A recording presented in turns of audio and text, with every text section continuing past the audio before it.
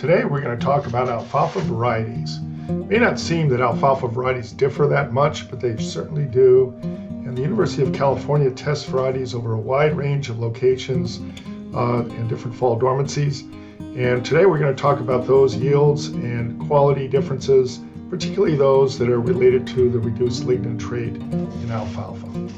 Here we are at Davis, California, at the University of California Plant Science Farm, where we test alfalfa varieties for the Sacramento Valley. In back of me are approximately 50 different varieties that are commonly grown in this region. And we plant them side by side in replicated trials. Each plot is weighed separately, and we correct for dry matter and report data on these trials in tables like this. However, these are a little hard to see. So you can take a look at our online reports, which are at this website here. Some people wonder whether choosing a superior variety is an important decision economically, and this data shows that it certainly is, that over a period of time you can accrue hundreds, if not thousands of dollars benefit in return on investment at both the Davis and the Kearney sites, estimated from these variety trials that we conduct at the University of California. In back of me at Davis, we can plant anywhere from fall dormancy 4s through fall dormancies 9s at Davis. As you get further south, you probably would not plant fall dormancy 4s in this environment. And for example, in the Imperial Valley near Mexico, we would plant only 8s, 9s, 10s, and 11s.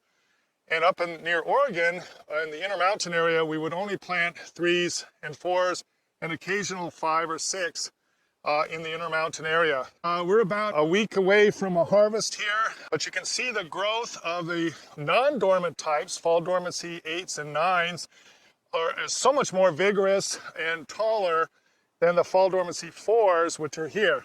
Fall dormancy 3s and 4s are typical of those varieties grown not only in the Intermountain area of California and the Pacific Northwest, but also in Wisconsin, Minnesota, the northern states.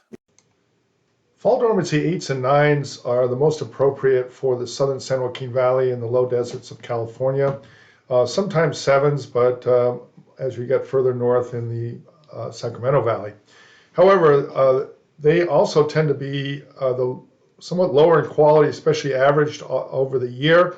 And you can see in this chart that the fall dormancy 4s through 7s tend to be a little bit higher in quality, lower in fiber, higher in protein than the more dormant lines.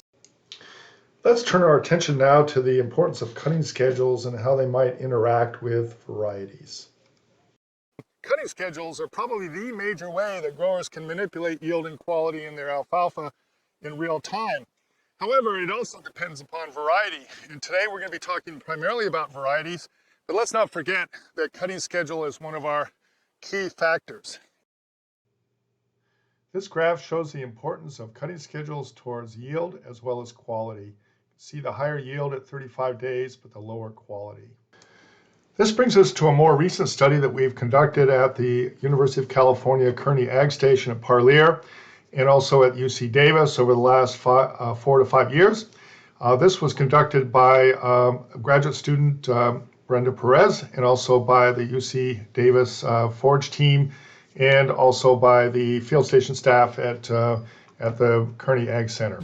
In this trial, we have 3 different cutting schedules. This one is a normal cutting schedule, which in midsummer is a 28-day schedule. You can see here we have quite a bit of bloom here.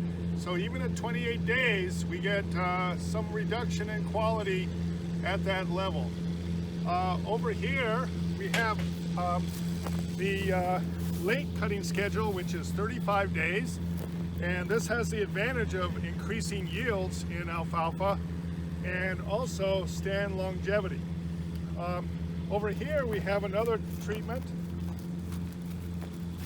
And this is what we call the staggered treatment, where the crop is cut at short intervals and then followed by long intervals. So 21 days followed by 35-day intervals.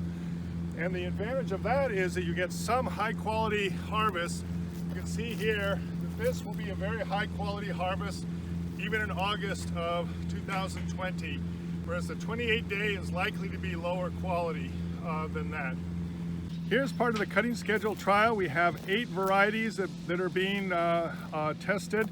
You can see that there are some variety differences after 3 years of production in terms of regrowth potential. And you see some that are quite vigorous and some that are beginning to deteriorate over periods of time. In this trial, we have both low-lignin, Harv Extra, and high-jest varieties as well as controlled varieties to test the differences in the Central Valley of California. Here are some of the results from this trial. You can see here that the digestibility of the fiber, the NDF digestibility, was higher in the staggered and the normal compared with the late cutting schedules.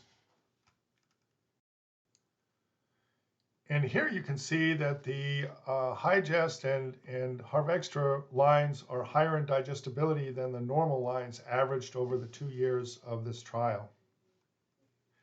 These data illustrate the yield quality trade-off with cutting schedules and varieties at the Parlier site. This variety here, for example, is a conventional variety harvested at 28 days, and this variety is a Harv Extra variety harvested later, 35 days throughout the year. And this is a 2-year data set that shows that the yields are superior to the late harvested variety, but the digestibility is about the same because you're using a low-lignin variety. So, what are some of our conclusions from this study? First of all, harvest schedule remains our most powerful management tool to manipulate both yield and quality in alfalfa. Secondly, staggered schedules are likely to improve overall quality over the year. Thirdly, these reduced lignin lines, particularly Harv Extra, appears to offer opportunities for improving quality while maintaining yields with our later harvests that sometimes are necessary to maintain yields.